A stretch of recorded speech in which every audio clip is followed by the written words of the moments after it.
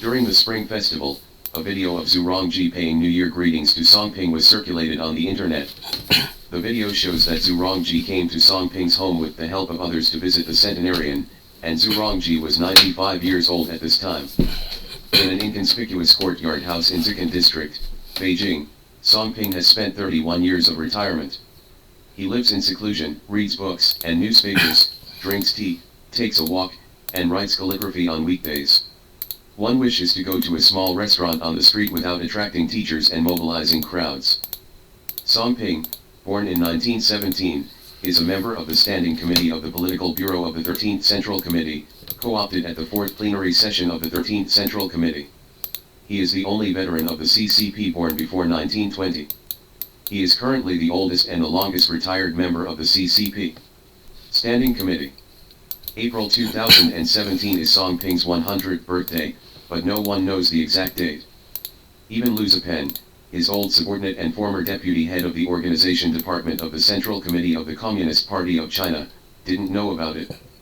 Liu Zhipen told China News Weekly that Song Ping never allowed others to celebrate his birthday, and he resolutely refused to disclose the specific date. This is his secret. 01. Teenage Tough.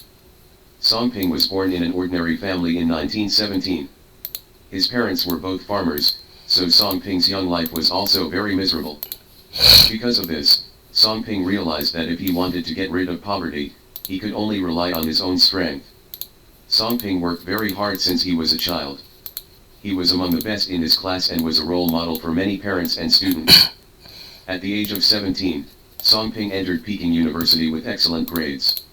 The young life gave Song Ping his own ideas, and he never backed down on issues of principle. In an accident, Song Ping had a fierce conflict with the teacher in Beiping.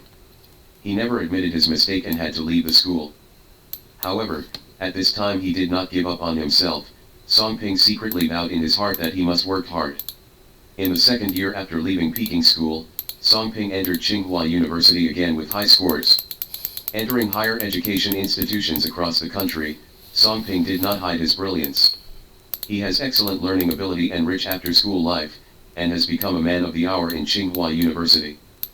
Not long after, the iron hooves of the Japanese invaders set foot on the land of China, the Chinese people were in dire straits, and even education at Tsinghua University was forced to stop. Forced to do so, the school had to move to the south, and Song Ping was among them, continuing to study at Southwest Associated University. In 1938, Song Ping graduated from the school. Because of his excellent grades, Song Ping was assigned to the Yan'an Party School. He used to work as a secretary in the research office, and later became the director of the reference room of the editorial department of Chongqing Xinhua Daily. 02. A sudden rise in politics. In 1937, Song Ping became a member of the Communist Party of China. At that time, he was in charge of Xinhua News Agency and was directly under the command of the Prime Minister. Song Ping has outstanding ability, and the Prime Minister specially sent him to Yan'an to report to the central government. Song Ping learned a lot of new knowledge during his tenure as secretary to the Prime Minister. At that time, he took the Prime Minister as a role model for himself, and kept demanding himself with higher standards. Song Ping held an important position and was busy with official duties, but he didn't complain at all. On the contrary, he is always looking for a more efficient way of working, and is constantly enriching himself. In 1947, Song Ping was sent to work in Harbin. In the following 10 years of political career, Song Ping was promoted again and again because of his outstanding performance. After the founding of New China, Song Ping served as the secretary of the Provincial Party Committee of Gansu Province and the first political commissar of the Gansu Provincial Military Region. During this period, someone wanted to ask him to do something, and came to the door with various gifts and money. At this time, Song Ping would justly refuse and block people from the door. Song Ping has always been strict with self-discipline. In 1989, Song Ping entered the political bureau of the Central Committee and became a member of the Standing Committee. Even in a high position, Song Ping has never forgotten his original mission. He still serves the people wholeheartedly, but he lives a poor life. Song Ping is not only strict with himself, but also has high standards for his family. Song Ping's son is named Song Yuching. Song Ping not only disciplined him in his studies, but also did not slack in his education in life. Song Yuchang never had extra pocket money in his hands. Song Ping didn't want his son to become a playboy who pursued pleasure, so he didn't provide him with extravagant capital. A friend of Song Yuchang once recalled, "We always thought he was a child from a poor family. Not only did he wear ordinary clothes, he even occasionally didn't have enough money for meals. Sometimes Song Yuchang's father would forget to give him money for meals, so he could only borrow food stamps from other students in the class." Under Song Ping's education, Song Yuchang grew up to be a self-reliant person. Like his father, Song Yuchang is also a very good person. He is proficient in many languages and devoted himself to the study of his military. The famous history of the Navy is the work of Song Yuchang. Although Song Ping has been fighting against fame, fortune, and evil forces all his life, he likes to discover talents very much. Song Ping always has his own principles in doing things. He has recommended countless talented people, but he never regards their background and status, and always regards ability as his only standard. Under Song Ping's recommendation, more outstanding young people have found jobs that are more suitable for them, playing a greater role and value. On November 8, 2012, Song Ping attended the opening ceremony of the 18th National Congress of the Communist Party of China in a gray tunic suit.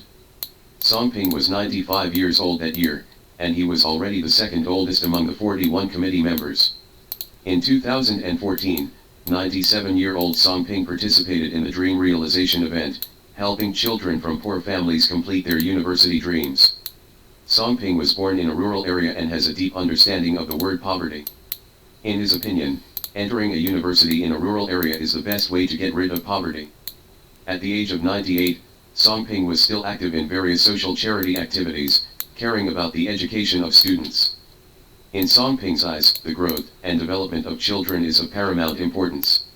As early as the 1990s, Song Ping and his wife supported many mountain children. Now that Song Ping is 100 years old, he has left the political world, but he has always cared about the country and is doing what he can. Song Ping, who was born in 1917, is now 100 years old. Among many leaders, Song Ping can be regarded as the longest-lived and oldest person. Even if he became a member of the Standing Committee of the Political Bureau of the Central Committee, even if he became a cadre at the national level, Song Ping still sticks to his principles, lives a simple life, and has a breeze in his sleeves. When Song Ping was 100 years old, many people in the society wanted to celebrate his birthday. People asked many people, but no one knew Song Ping's real birthday. Since entering the public eye, Song Ping has been paying attention to major issues of national and social development, and he has never mentioned his birthday to anyone. People ridiculed, Song Ping's birthday is actually a big secret within the party. In 2019, Song Ping's wife died of illness, and he suffered a great blow.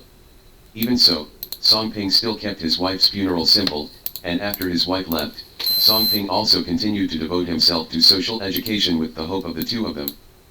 03. Indifferent to fame and wealth, good parenting. Now Song Ping is a centenarian, but he hardly celebrates his birthday. In his words, he forgets his own birthday, and he doesn't want to waste money. This is such an old man who always puts his own interests in the end, putting the interests of the people first. This kind of state of selflessness can only be found in people like Song Ping who are indifferent to fame and fortune for the country and the people. Mr. Song Ping not only has strict requirements on himself, but also on his son. He has provided high-quality education to his son since he was a child, and provided his son with particularly good educational resources. At the same time, he guided him, and his son did not let him. Song Ping was disappointed. He was very sensible since he was a child, and he was even more accomplished in his studies when he grew up. He had a particularly advanced study of Chinese military affairs, was proficient in the languages of various countries, and edited the book History of the Navy. At the same time, he inherited his father's low-key personality, never showing himself too much, living an ordinary life. Song Ping's son also said that his father was too strict in managing himself, and the money he gave each month was only enough to eat, and sometimes there was not enough to eat. Most of the time, Song Yuchang is self-sufficient, no matter when and where, he does his own things and never troubles others. It can be said that Song Ping's personality has always influenced his son, and the Song family's family education has been passed down from generation to generation. 04. The story of him and Xiping. Song Ping was the main force that first supported Comrade Xiaoping's reforms. Comrade Xiaoping also invited Song Ping to his home to discuss matters that needed to be resolved for his retirement. It can be seen that the relationship between Song Ping and Comrade Xiaoping is extremely good. There is a famous story about Song Ping and Comrade Xiaoping. At a meeting, Song Ping handed Comrade Xiaoping a small note that read, "Please, Comrade Xiaoping, do not smoke on the rostrum." Comrade Xiaoping looked at it and quickly extinguished his cigarette with a smile. 05. Elderly Platform. Since the 18th National Congress of the Communist Party of China, the elderly Song Ping has frequently appeared at major events. On November 8, 2012, Song Ping, wearing a gray Chinese tunic suit and black hat-rimmed glasses, attended the opening ceremony of the 18th National Congress of the Communist Party of China as a member of the Standing Committee of the 18th National Congress of the Communist Party of China. The day before, the list of the Standing Committee of the Presidium of the 18th National Congress of the Communist Party of China was produced, with a total of 41 members, including many retired Standing Committee members. The 95-year-old Song Ping is the second oldest among the 41 people, second only to the 96-year-old Wan Li, died in 2015. This is also the fourth time that Song Ping has served as a member of the Standing Committee of the Party Congress after resigning from his post as a member of the Standing Committee of the Political Bureau of the Central Committee. On the evening of September 30, 2014, the State Council held a reception for the 65th anniversary of the founding of the People's Republic of China. Song Ping, as an old comrade who retired from the leadership of the party and the country, sat at the main table with the 7 standing committee members of the CPC Central Committee. Everyone else was wearing suits, but he was the only one in a grey Mao suit. He was also the last member of the Politburo Standing Committee to wear a Chinese tunic suit for a standard photo. On September 3, 2015, the military parade commemorating the 70th anniversary of the victory of the anti-Japanese war was held in Tiananmen Square. Wearing sunglasses, Song Ping boarded the Tiananmen Gate Tower to observe the ceremony and review. Among the current and outgoing national leaders on the Gate Tower, only Xi Jinping and Song Ping wore Chinese tunic suits. Song Ping and Li Peng also wore the commemorative medal for the 70th anniversary of the victory of the Chinese People's War of Resistance against Japanese aggression just awarded on their chests. This is the third time Song Ping participated in the military parade after he retired. In 1999 the 50th National Day Parade, in 2009 the 60th National Day Military Parade and the September 3rd Anti-Japanese War Victory Commemorative Meeting, he appeared on the Tiananmen Gate Tower 3 times in a row. 06. I became a sluggish old man. In recent years, Song Ping rarely sent reads. The 97-year-old Red Army veteran and wife of Marxist philosopher Ai Saiki Wang Dingyi was one of the few people he sent reads. On July 29, 2016, the farewell ceremony for Wang Dingyi's body was held in Babaoshan. Xi Jinping, Li Keqiang, Zhang Dejiang, Yu Zhenshen, Lu Yunshan, Wang Chishan, Zhang Gaoli and several retired members of the Standing Committee all sent wreaths. Song Ping once said that he was first influenced by Ai Saiki's popular philosophy when he embarked on the revolutionary road. This book combines profound philosophy with vivid examples and is easy to understand. He received the Enlightenment education of Marxism from it. In recent years, Song Ping has also written prefaces for the memoirs of 2 old comrades in arms. One is Gu Mu, a reform pioneer, and the other is Deng Liken, who is regarded as a conservative abroad. In 2009, Song Ping wrote in Memoirs of Gu Mu, "Comrade Gu Mu was older than me, and he joined the party earlier. The first time I knew him was when Jinan was liberated in 1949. He served as secretary of the Jinan Municipal Party Committee, and the central government forwarded his summary the successful experience of taking over a big city. At that time, I was working in Shenyang, which had just been liberated, and I felt very cordial after reading his articles. At the end of 1952, I went to Beijing and worked in the State Planning Commission. Soon, Comrade Gu Mu also came to Beijing. The State Economic Commission took up the leadership position. Since then, we have often held meetings together, and we have more work contacts. In his long-term leadership work on the economic front, he has not only worked hard, and made many achievements, but even though he is often on the cusp of storms, he is able to handle it with ease. For I also have some experience of the ups and downs in it. Deng Liken was 2 years older than Song Ping. He used to be the secretary of the Central Secretariat and the head of the Central Propaganda Department. He died of illness on February 10, 2015 at the age of 100.